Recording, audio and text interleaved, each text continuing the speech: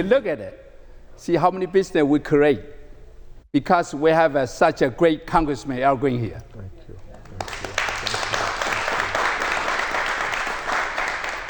I feel strongly we need to be united today. We are facing so much political pressure. We are facing so much economic problem. So today's town hall meeting, I'm so glad Congressman be joining us to give us some answer. In the meantime, in my career, since 1979, I started with the first weekly newspaper in Houston. My paper now covers 14 cities in America. When I travel from Boston to Seattle to Portland to all over the United States, we could tell one thing. A lot of new immigrants keep on coming to this great country. All these new immigrants, they are part of important economic power. Probably a lot of people don't recognize. But I remember the city I traveled to, the Chinatown always start with some area the people don't want it. For instance, in Portland, Oregon, Chinatown today just booming area, including Houston. Houston's Chinatown is one of the largest size-wise in America, which is our district helped by Congressman Al Green to continue growing. Ladies and gentlemen, another project we are working on is a media group. I have my friend Philip. We've been talking how we can unite all the minority television, newspaper, radio together to show our strength, to speak out our opinion, Congressman. So today, I'm so glad and honored to announce this media group. We're going to start it today, right here in this studio. We're going to carry our message to everybody in America. Philip, I really thank you. Your expertise, we could team up to do, we travel to the New Journal, see how we can do it for all of us. Ladies and gentlemen, I just so glad and so appreciate all of you show up today. I think we're going to keep on doing our best to serve our community. Thank you. Thank you. Thank you.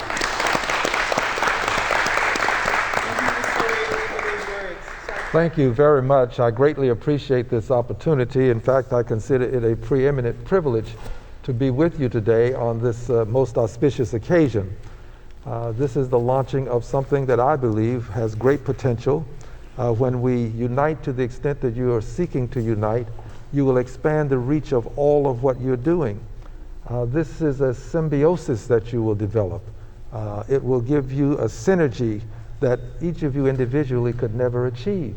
And I think such an operation, such an attempt, such an effort would be successful, but I think that right now we ought to give you a big expression of appreciation for launching this. Please, let's do so. The Global Vibe Media Group. Thank you. Thank you very much. I want to say a few words about my friend Wei Li before I go into my message. He has been a friend for many years, and he is a visionary. A visionary. This is not the first of many successful things that he has done. The Southern News Group is not only national in scope, but I've been with him to China, I've been with him to Taiwan, and his reach spans the oceans. He has made bringing people together his mission in life. He does it with the Southern News Group, but he also does it with opportunities to just celebrate various occasions, events. And his events are always multi-ethnic, multicultural, but they do accentuate the Asian community. And I think that in a city such as Houston, and in a district like the 9th Congressional District, where the ballot is printed in English, Spanish, Vietnamese, and Chinese, where languages are spoken, I believe approximately 80 or more different languages spoken. Many of the people in this room are polyglot. You speak multiple languages. This district has been the seat of integration, not only of people from this country, but for people around the world. And a lot of this has happened because of my friend, Wei Lee. Would you give him a big hand, please? Mr. Wei Lee. Thank you. When offered the invitation, the opportunity to appear today and say some words about redistricting, I immediately accepted. I accepted because there are things happening that we need to understand, and because we are at a seminal point in our history, a seminal point in time that can have an impact on the rest of our time. These seminal moments in history require that we who have the ability to make a difference, that we step up and make that difference. This is our watch. To each person, a watch is given. This is our watch. And on our watch, we don't want to see the many gains that we've successfully acquired over the years. We don't want to see them lost. We want to see things go forward. We don't want to see us take one scintilla of a step backwards. So I'm honored to have accepted the invitation and honored to be here. So let's talk for just a moment about the circumstance that we find ourselves in with reference to redistricting. Redistricting. Redistricting occurs, generally speaking, every 10 years, although we have found in the state of Texas that it can occur within a 10-year period.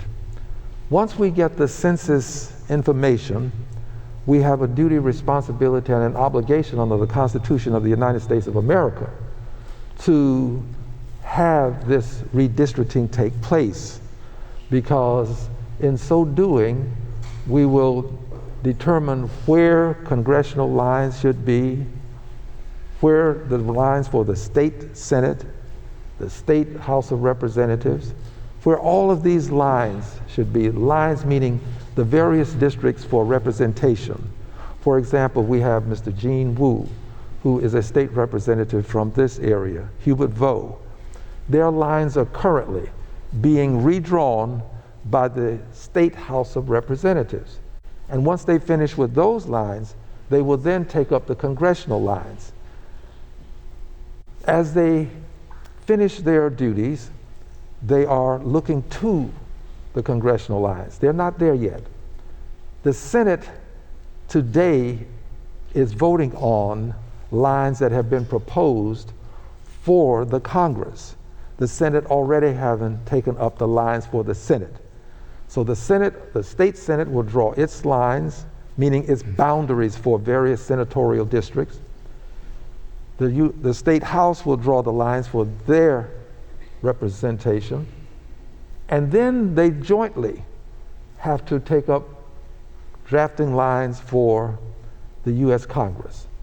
Each House, the House of the Senate in the state and the House of Representatives for the state, each will present a map. If these maps are the same, they then will simply, the map will simply go to the governor.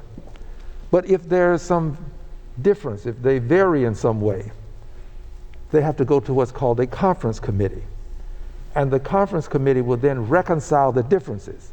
And once the differences are reconciled, then it will go to the governor for the governor's signature or the governor's veto. The governor has one vote. He can vote up or down. He can vote for a plan or vote against a plan.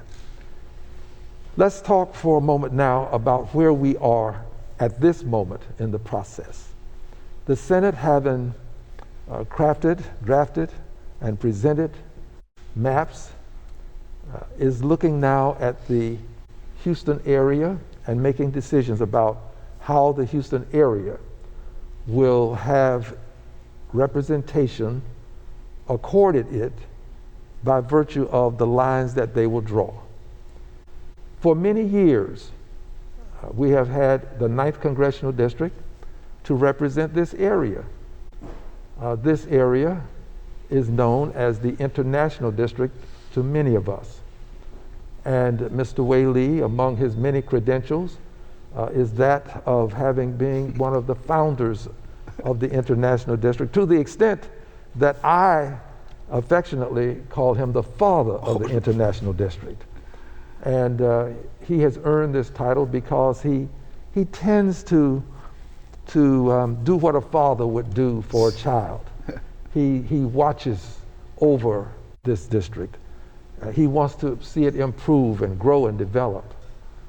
So Mr. Whaley has been here from the genesis of this, and I'm appreciative for all of the energy and effort that he's put into it. So the International District, when it started, as he's indicated, it was hardly what it is today. You did not have the many businesses that were flourishing as we have them today. I can recall when if you went down Bel Air Boulevard, you would hardly see what you see now. In fact, once you pass the Beltway, as you're going inbound, quite frankly, it reminds me very much at night of Las Vegas to some extent.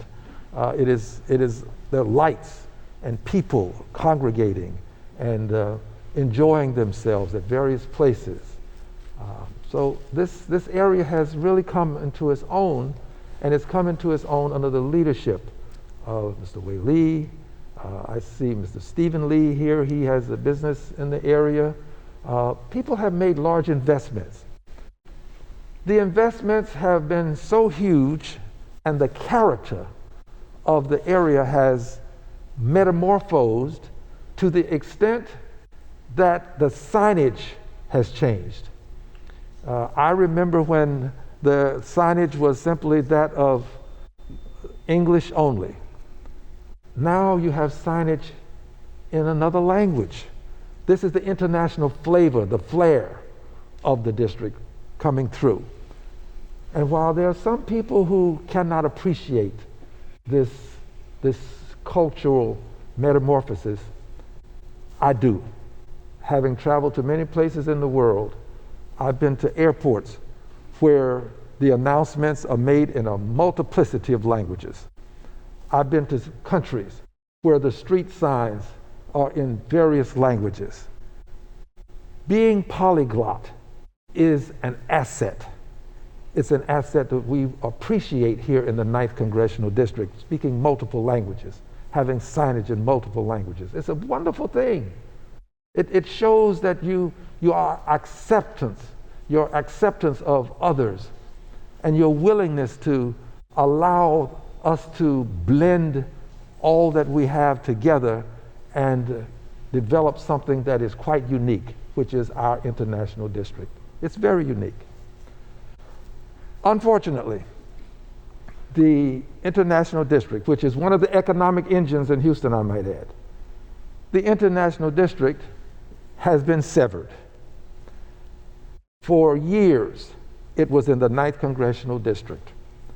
It has now been severed such that at the Beltway, you will find that we no longer move forward with the 9th Congressional District with reference to the International District. The district continues, the International District, but it is no longer in the 9th Congressional District when you move beyond the Beltway and you're coming outbound, you're leaving town.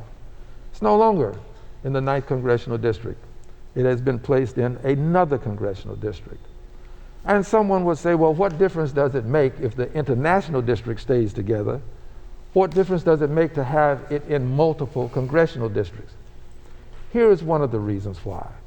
Because when it's in one congressional district, you have a person that you work with for all of your projects, and you can pull them together under the umbrella of one congressional office working on the projects. If you have multiple members of Congress, you can have multiple personalities, multiple thoughts as to how we should proceed, different visions, All can be good, but you still have to work your way through now more than one office to get something done that can impact the entire international district.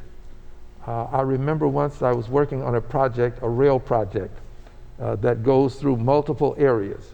And then you have to get all of these various Congress people together when it comes to trying to get appropriations for that project. All of the Congress people. If one does not agree, and that person's place in the process, that person's district happens to be maybe in the middle of the entire project, now you have a problem because you can't connect all of the area because you have some disagreement. I'm not saying that's the case here. I just want you to get a sense of the importance of having alignment. We have been aligned, and it has made a difference. So now that there's a map that's offered that will sever the international district, that makes it a little bit more difficult when we decide we're going to do things. We've had issues of crime, and we wanted to have town meetings. We've had them right here in this very fine edifice. When we've had issues associated with crime, we've been able to quickly mobilize and bring in the various personalities that can make a difference. Police chiefs, persons associated with law enforcement at various levels. We've been able to do this, and it's made a difference in my opinion. We haven't quite resolved the problem because there are many things that are happening, and people are still suffering from COVID, and a lot of the behavior seems to be related to COVID, a number of things. But the point is we can have town meetings quickly. When Mr. Whaley wanted this event, he called me and we talked, and I think it took us less than 3 or 4 minutes to decide, yes, we'll do it. That's the kind of access you have. Maybe the access will be the same, but the access is important. Progress can often depend on access, immediate access. It can make a difference. And we have this kind of relationship, not just with me personally and Mr. Whaley personally, but with people in the district, generally speaking. So we have this severance. When we were concerned about, you might recall, the Asian women who were killed. And there are, by the way, the attacks on Asians are still taking place. In fact, they're escalating. They're not de-escalating. We still have these problems. People are still responding to some of the things that have been said with reference to the virus and linking the virus to people of a certain origin, which is just totally inane. The inanity of it borders on insanity. It really does. But it's there.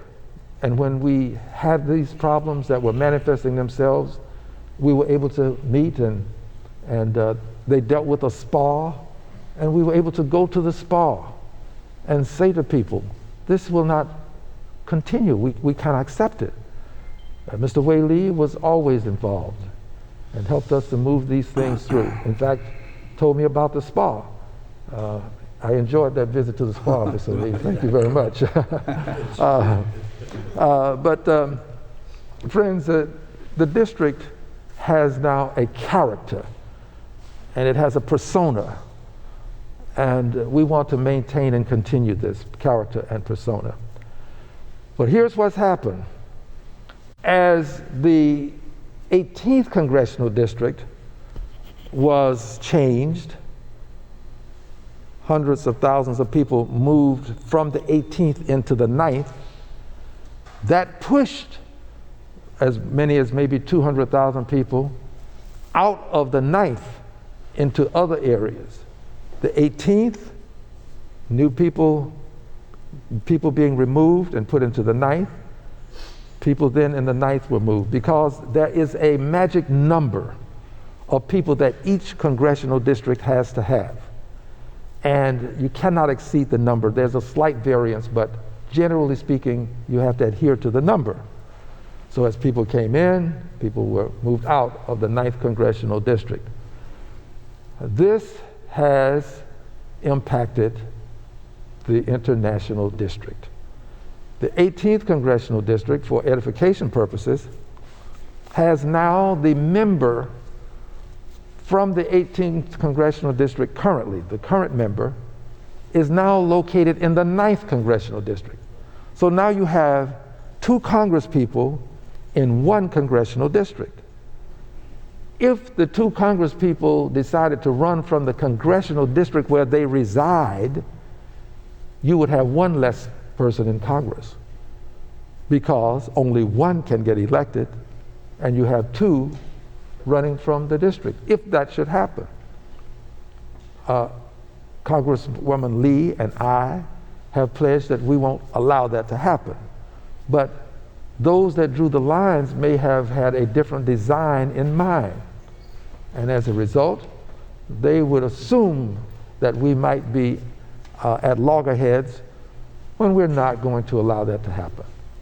But her home now has been severed from the congressional district, the 18th Congressional District that she's represented for more than 20 years. Her district office that she had is in another congressional district other than the 18th. Her home is in the 9th. District office is in the 29th. And the 18th Congressional District is beyond both of these. This is a kind of gerrymandering that is taking place in the Senate.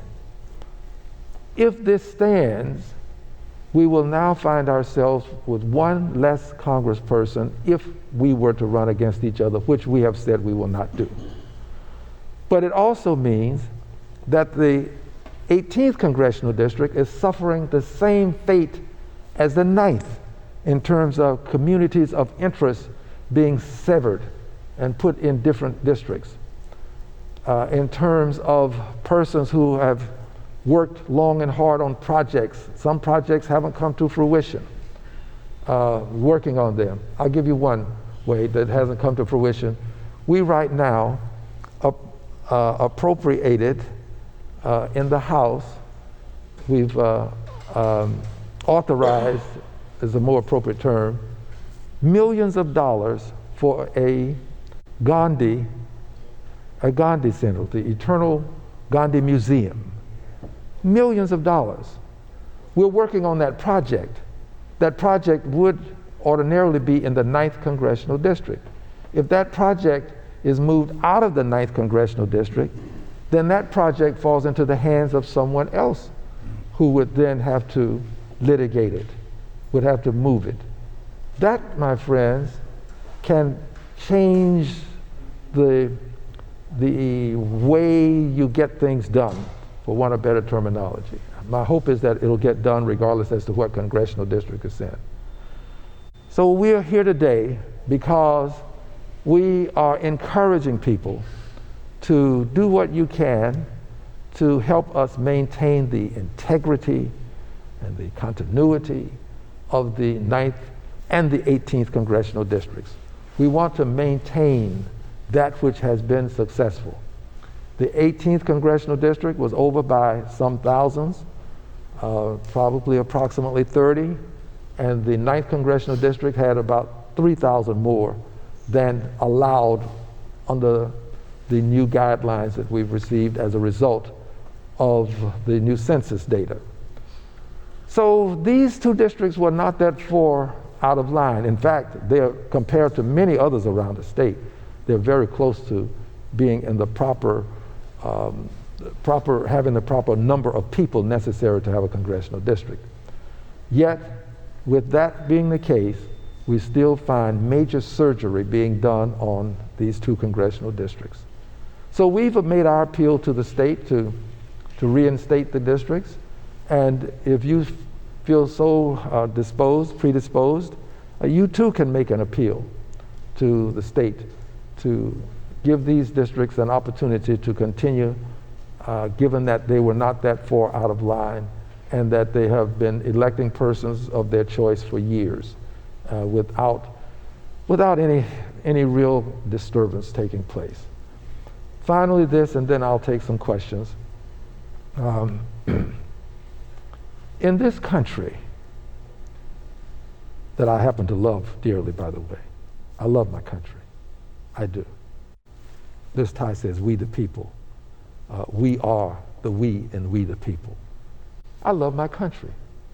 And one of the things that I love most about my country is while we do have problems, make no mistake about it, we're not perfect. We are trying to achieve a more perfect union, but we're not perfect. We're not there yet. There are many things that we need to change. But here's one of the things that I like about my country.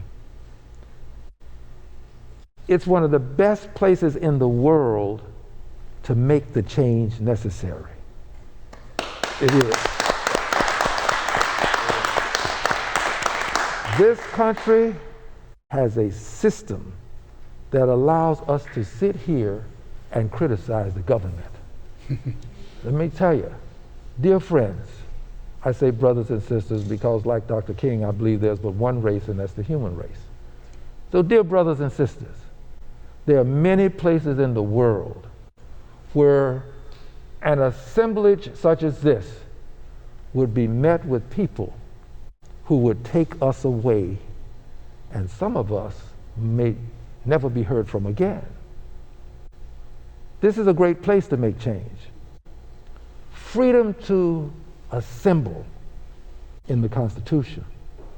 Freedom to speak, even when people differ with you. It's in the Constitution. I say the Pledge of Allegiance. I sing the national anthem. I stand for the pledge. I stand to sing the national anthem. But even though I'm not a flag burner, I'm going to do everything that I can to protect the rights of those who are, because that's what makes America great. The ability to tolerate speech and things that we don't like, but we understand that if we limit those persons, those people that I talked to you about who can come in, they can be in for us. So we have to protect each other. We do. So we will use the process that has been time-honored for bringing about change, and there will be some protestation, there will be negotiation, and there will also be litigation. I've hired my lawyer. We got the 9th Congressional District configured as it is because I had a lawyer, and the district that you see now is court-approved because we took it through the courts. It's court-approved district. Nobody can say that this was drawn haphazardly, capriciously, and arbitrarily. It's a court-approved district. And I'm proud to tell you that as I speak, my colleague has arrived. I told you that she would be coming, possibly, and she is now here. My colleague, Sheila Jackson Lee. Would you give her a hand, please?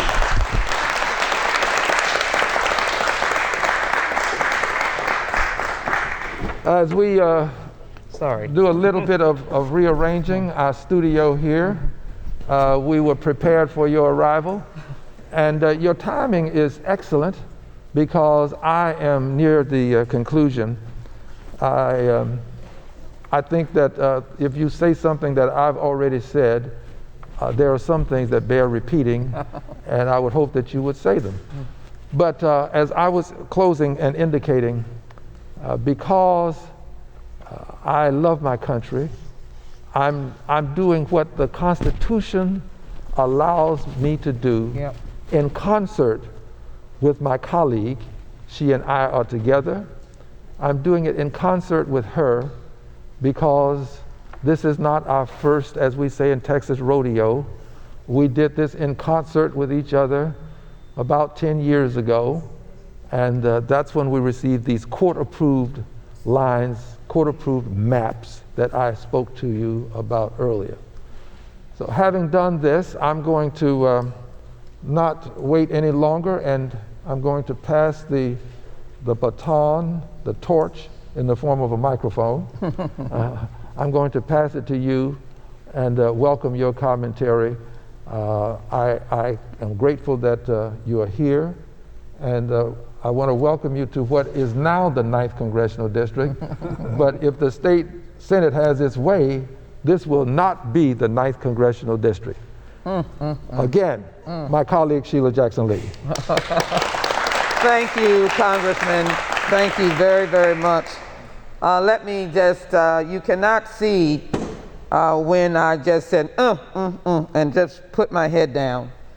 Because, Congressman, we were together in battles that we cannot even repeat. Because we find ourselves with the same values and the same love of people.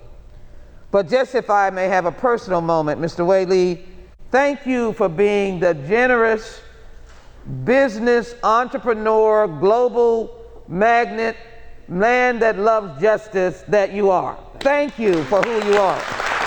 Thank you. And I know the leadership of Congressman Al Green is good to be in his district, and guess what? It's going to stay in his district because we're going to keep fighting. I was here for the grand opening of this wonderful facility with Congressman Al Green at the invitation of all of you. And so,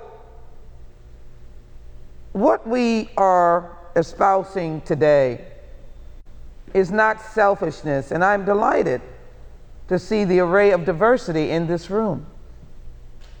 We are not espousing the story of Al Green or the story of Sheila Jackson Lee. I will not take the opportunity to go on with the line of excellence of the congressman. I will not go on and have a town hall meeting about the 18th Congressional District. What I will talk about are the principles of redistricting that have been completely abolished, and that the two targets have been individuals whose basic life story is to embrace the value of the richness of diversity and the humanity that we have in this unique city, one of the largest cities in the nation, and what has been called the mosaic. Melting pot means we lose our distinctiveness. Mosaic means we fit in pieces and look beautiful. Congressman Green has exuded that in the representation of the 9th Congressional District in this rich Asian community that welcomes all from the Asian diaspora. The door is open, and then others come in and they collaborate as well. He has been rich in his representation. On the other hand, he connects way into the 18th Congressional District as it is now. That means we border each other. And we are a neat puzzle. We were succinct. We were within the redistricting protocols. We did not have underage, the undercount. We were able to give wonderful numbers as needed to the map drawers. But the map drawers out of Washington, I've not seen one of them. I'm gonna be like Oprah. Congressman Green, were you invited or did anyone ask you about your district? Not a soul. Not a single soul? Not a soul. Sheila Jackson Lee, did anyone ask you about your district? Not me.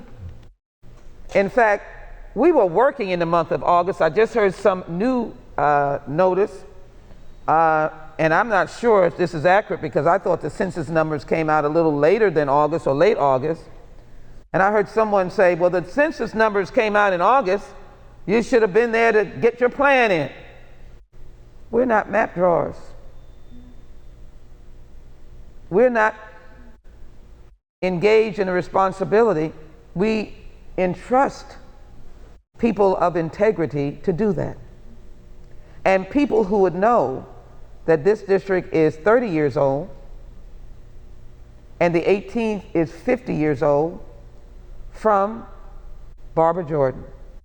The district has never been changed. Now this should be, well, you need to be changed. No.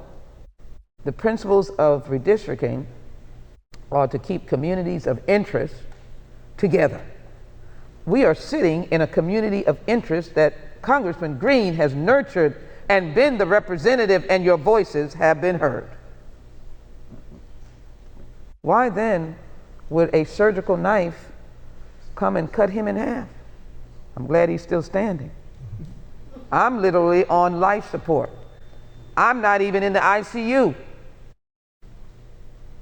I've come out of there and they just said, well, just leave her to be. They surgically cut and took people who have been engaged with each other, working with each other, economically engaged with each other, talking to each other, having people come out and see what they have done. This Asian richness of area. Third Ward is your counterpart. Has so much history. First Bank was in Third Ward for African Americans. Economic engine. Something called Emancipation Park, something called TSU. University of Houston is TSU, and this is Scott Street, and this is U of H. It's in Third Ward. But they have been a neighborhood together.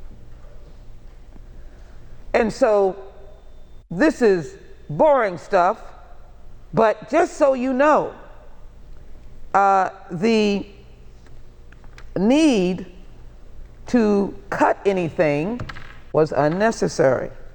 I'm walking around with this so that, and it is, thank you very much, because it certainly is unsightly to have that there, but I stopped carrying a purse.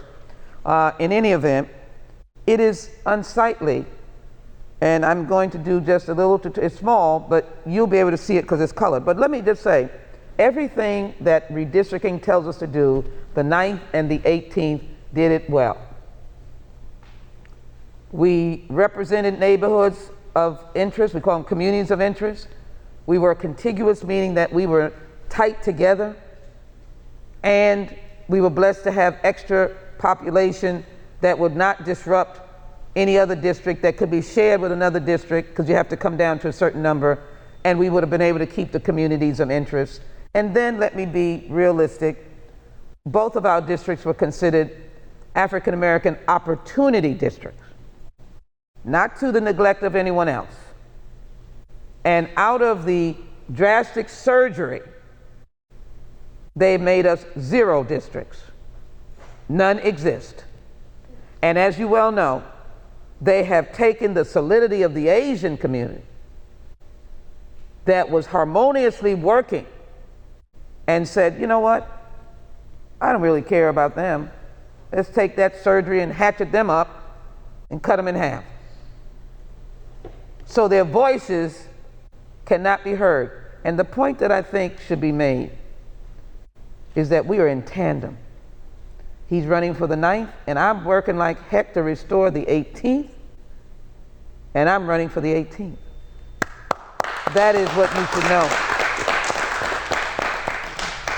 But I'm not going to suffer and run for something where they've destroyed the rights of my people or the rights of people, and I call them my affectionately because I love the people I represent, and I love my neighbors, and you're my neighbor.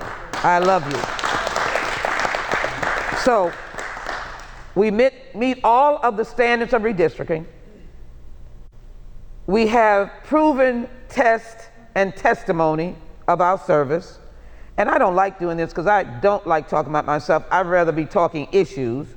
But we have proof and test and testimony of our service. I would venture that half of my district have my cell number, and they use it. And so the question is about a servant leader and whether or not you can just discard people who have a mindset of service.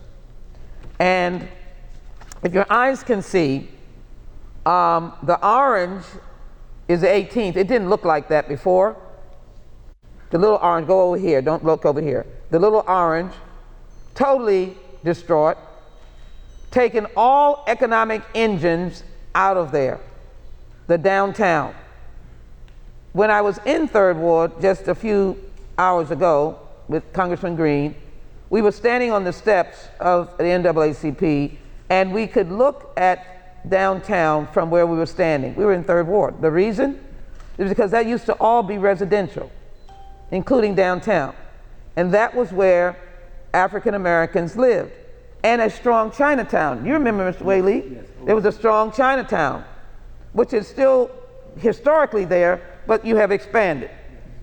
And we lived harmoniously together. Then, of course, as you can see, the skyscrapers came, but we still have Antioch Baptist Church right in the middle of downtown. So the downtown is by just DNA connected to the 18th, ripped out. If you can see the 9th, it shocks me that his head is cut off. This is another district, the yellow. I don't want to lose his head, and this is Congressman Green in the blue. But his head is gone. And they have directed him. We love the people in wherever you've been directed, because we don't want to say that we don't love everybody, but they've taken him way beyond in 2 or 3 counties. Didn't have to do that. We were not in trouble. We didn't have to do that. And I think where this cutoff is, if I'm not mistaken, is where the cutoff is that has divided you. Is this the cutoff of where you've lost them, or where they cut you off at? Yeah, here. That's what I thought. Yeah. So you can clearly see it. They must have said, let me, let's laughingly, let me dig a hole for myself, because they put it conspicuously blue, and that's where, and we make no comment on anybody else's district, but this is where his head has gotten cut off, and where you all have got cut off. They didn't need to do that. And this is where I've gotten cut off. This is my innards, and you can see my innards have been gone with a green. And you've got a little squiggly something or other here. You see that orange? Does that look like anything that one can, though districts are not pretty, but you can see how you've lost your innards here. So let me come to a close about why we are making this fight. I want it all to be about the people and their voices. And when their voices are heard through one sound, it can become a powerful sound. If it is scattered, disoriented, broken off, if people wake up and run to the polls and they're looking for Congressman Green's name, or they're looking for Sheila Jackson Lee, that has been, not me for 50 years, but they've been together for 50 years. Barbara Jordan did not get elected on her own. She had lost over and over again until the Voting Rights Act, but she had it, and she was the first minority to go to the United States Congress with Andy Young in Georgia since Reconstruction. And we've been together since. Oh yes, we have been attacked and subjected, but the courts have said, for both the 9th, the 18th, and the 30th, way up in Dallas, you're a protected district. So we ask that you not stand for the names of Al Green and Sheila Jackson Lee. These districts are invested in you. They're invested in the young people that are in pre-K and kindergarten, middle school, high school, and beyond. They're invested in your families, your friends, your economic partners. Invested in Mr. Whaley's investment to provide massive opportunities and growth, which comes by numbers. We need you in this fight.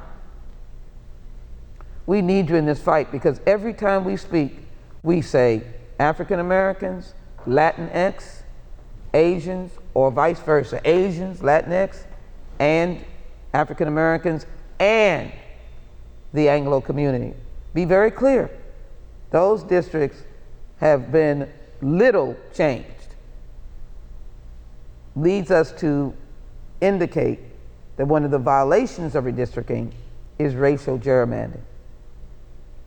And nothing can be said about this little map over here, and somebody was with some major surgical tools for purposes we don't know, but silencing voices that we may represent is a violation of the protocols and rules of redistricting.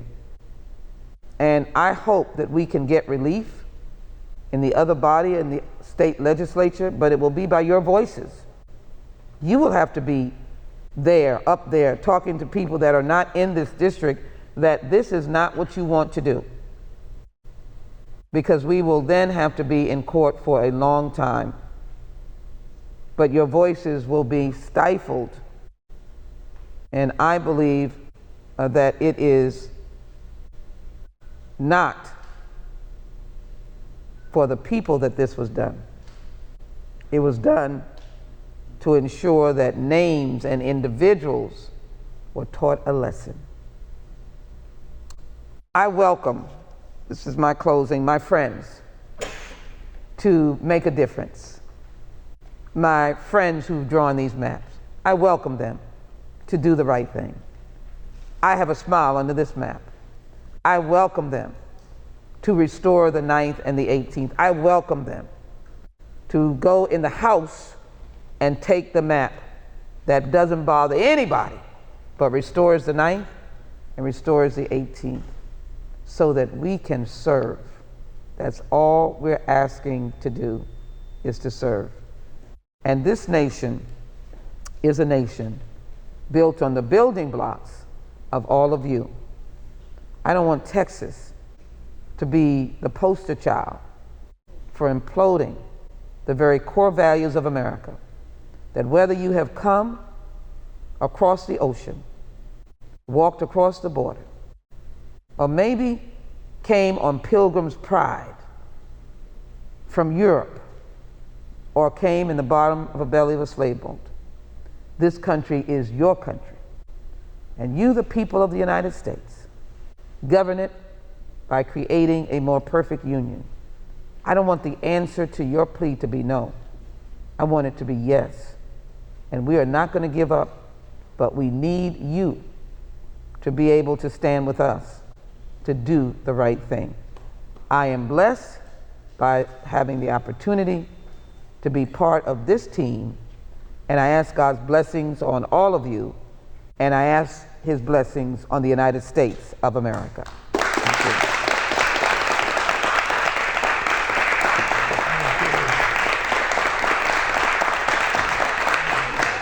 Thank you very much. Thank you. Thank you. Is this the point wherein we will entertain some questions? Okay. All right. If you have a question, if you'll kindly extend your hand into the air, we will recognize you and hear your question. Yes, sir. And if you'll kindly identify yourself. My question was, with the protected districts that you both have spoke about, Congresswoman and Congressman Albrecht, how can we do better to implement that in other districts and try to achieve that same result? And what are kind of the behind the driving forces of why the gerrymandering is happening? Okay, you'll get at least two answers to this. There are some things that are inexplicable, at least from my perch. It is very difficult to explain why other people do things that are inane. The inanity associated with this makes it difficult for us to explain. But I can say this, the results can sometimes explain the rationale. As a result of this, we're in a state where the growth was from minority communities. The Hispanic community has grown greatly. African American and Asian communities have grown. Those are the results of the last 10 years of growth in Texas. But the results of the gerrymandering do not reflect the growth. The results of the gerrymandering are such that the two districts that we received, one would assume would be associated with the minority communities. They are not associated with the minority communities, And there's an effort to remove at least one person from the minority community, which means we're going to have less representation, even though the growth was in the minority communities. So perhaps understanding the results will help you acquire some thought as to the why. I will yield to my colleague.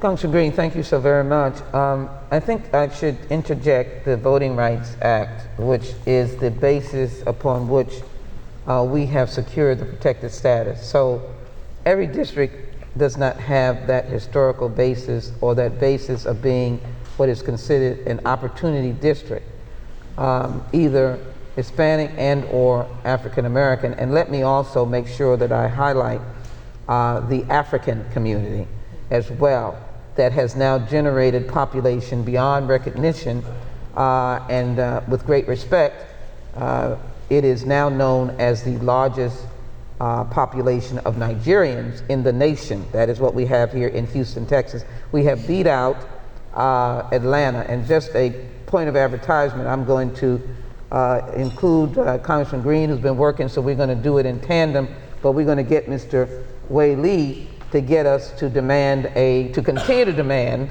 a Consul General's office for Nigeria here in Houston.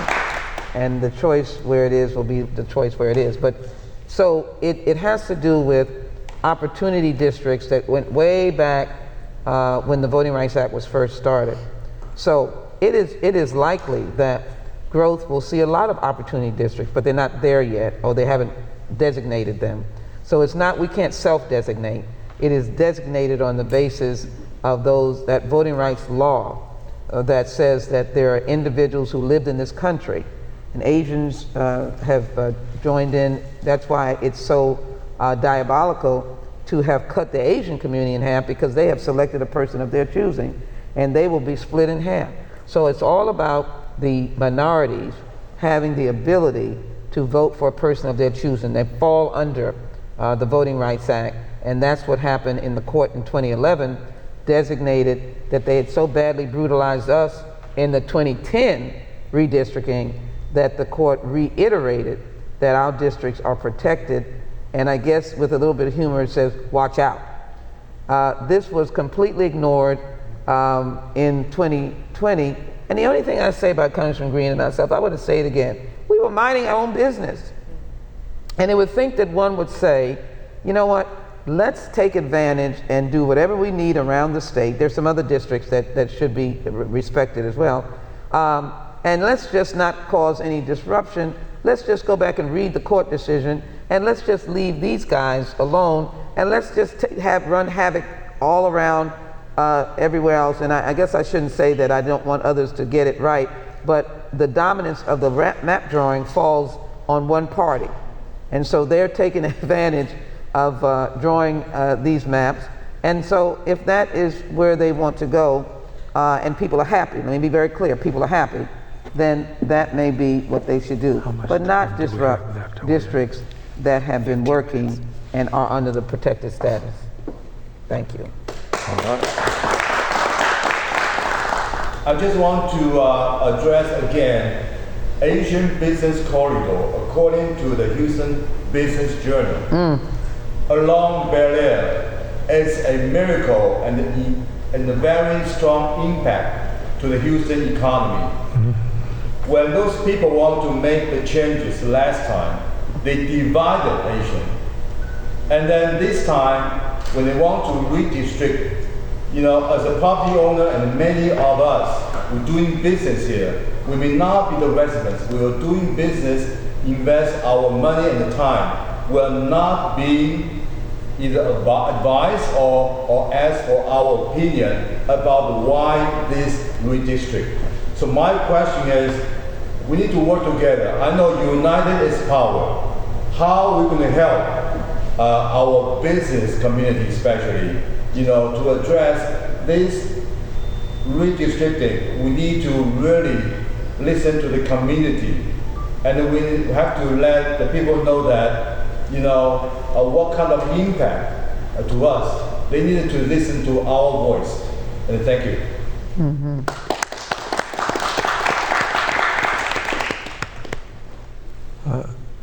Just for edification purposes, I did ask this lady to assist us, not because of her gender, but because I am tethered with wire.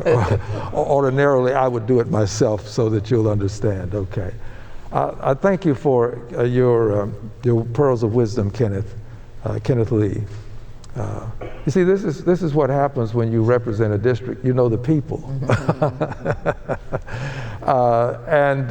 Kenneth, you make an excellent point. The business community should be consulted. And when you are not consulted, you can insert yourself into the process. You have every right to talk to the representatives who have their hands on the pens. You have every right. And you can ask. And business leaders can work collectively. Business leaders can invite representatives to come to meetings, just as I've been invited to attend this meeting. And you can make your voices heard such that you will be a part of this process. Regrettably, you have not been. You're all business people here for the most part. If you were a part of the process, did anybody ask you about the lines and where you would like to see the lines drawn? If someone bothered to ask you, raise your hand, please. Okay, not one hand for the record. Let the record reflect not one hand has been raised. So yes, I think you should insert yourself. And I'll give one good reason why. Because the decisions that are being made can impact the businesses that you represent. Your businesses can be impacted by these decisions. So you should be involved. And I'm grateful that you asked that question. I'll share with my colleague. Just briefly, I think you are still in the game because there will be a session coming forward. The task is not finished. Correct, Congressman Green? I think there will be a prospective session in Austin on congressional districts only. This is not a surprise that I'm giving you, or I'm not leaking anything. And you will have the opportunity to go to Austin, organized, to express your desires to see the 9th restored. And just Kenneth, what you have said, you have been under the umbrella of Congressman Green, and I have had the privilege of knowing you for such a long time, and others in this room. But you will be able to be heard. And the question is, they should listen. Because you made a very important point, that your success is being able to do business in an area that is unified. So the door is not closed. The State House will be moving on their maps probably in a couple of weeks. And I'm sure your congressman will provide you with information that will allow you to be heard. And I think you all should be heard on the important points of today. Thank you.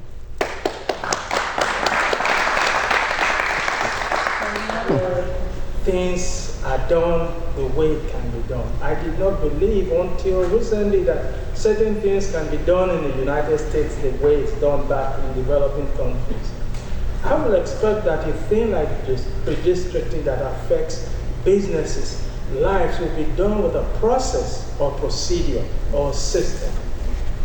And I think the powers that be are counting on the weaknesses of minorities, the apathy. They can do anything. The same apathy that affects how they vote, they hope will carry on to this. My question is a follow-up to what Congresswoman Sheila Jackson-Lee has said. What can we do? What can we do? Not everybody can go to Austin. I know that if there's a lot of noise, the people are going to rethink their process. So my question, Congress, what can we do? Okay. What a wonderful question. Thank you so very much. Though those of us who love Nigeria, Congressman Green and myself and you, we're going to keep working for them to move the way you'd like to see them be. I am the chair of the Nigerian caucus in the United States Congress, so we're going to continue to work on that. But we should be role models, should we not, in America? And so here's what I would give you the tactical points. I think your organizing and press conferences, and the bigger they are, it seeps up into the decision makers. They look at clips they see, and you can be here in Houston. When the process begins in the House, it'll be my view, and I want this to be loud and clear, I will not see any enemy when I go there. I will not see someone who has foreclosed their mind, and they could be in any respective political affiliation. I will go there, and I will be thinking as I'm speaking that they are listening. It'll be our job to send them a map that makes it easy as pie. Here's our two, we've disturbed no one, and here's a map. And you have all opportunity to, unfortunately, take a lot of seats, and there are 2 new seats, by the way, and none of them have reflected on the diversity. But that will be for the courts to decide once the map is drawn. But as it relates to ours, they have a fresh opportunity. So, besides the events that you can have that you can invite Congressman Green to, and I'd be honored to join him if called to, as would be in our 18th Congressional District. And in fact, that's what we perceive to be our districts, the districts that we're sitting in. But isn't it interesting how he says this would not be his district in the year to come? Isn't that interesting? And I would probably have you in places that would not be my district in years to come. I just came from speaking at Texas Southern University, not in the district in years to come. But the logistics would be activity here. Look at this wonderful array of media.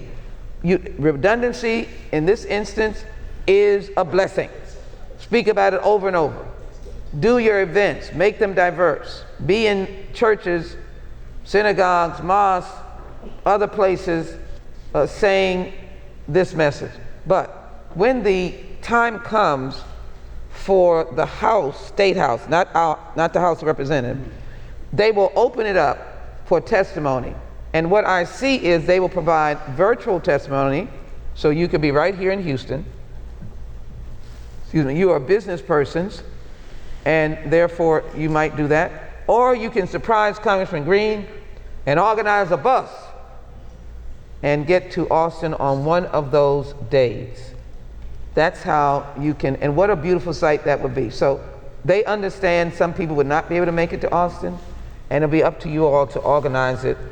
And I can't speak for him, but up to you all to organize it in your way. But you will have that opportunity once they begin to do the redistricting at the level of the state house. The map we have now is a state senate, which we've tried to do our best to respond to.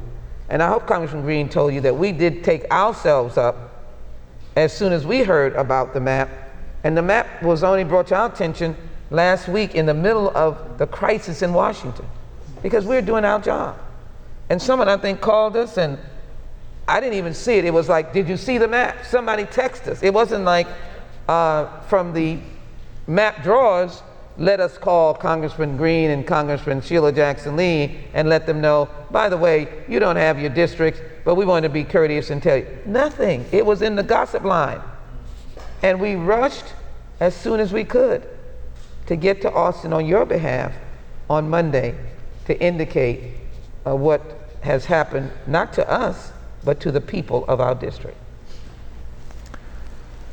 It is a fortuitous circumstance that she and I happen to be in the district currently.